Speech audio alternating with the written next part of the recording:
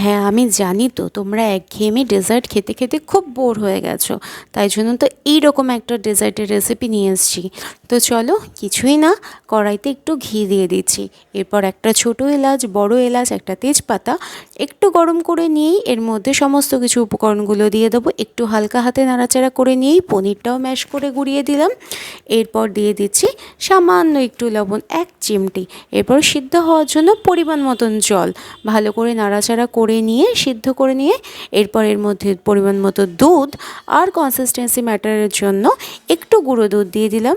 ব্যাস, এবার ভালো করে নাড়াচাড়া করে নিয়ে এরপর দিয়ে দিতে হবে, হ্যাঁ হ্যাঁ আমি জানি এখনও চিনিটা বাকিই আছে, একটা এলাচও গুঁড়ো করে দিয়ে দিলাম, ফ্লেভারটা ভালো থাকবে। আর চিনি অথবা গুঁড়ো ব্যবহার করতে পারো, কোনো অসুবিধা নেই। ব্যাস, এবার কমপ্লিটলি রেডি। এখনও কিন্তু রেডি হয়নি। এরপর একটা প্লেটে ঢেলে নাও, নিয়ে একটুখানি ফ্রিজ করে নিতে পারো ঠান্ডার জন্য। তারপর কেটে কেটে পরিবেশন করলেই রেডি আমাদের সিময়ের নতুন রকম ডেজার্ট। বানিয়ে জানিও কিন্তু কেমন হলো।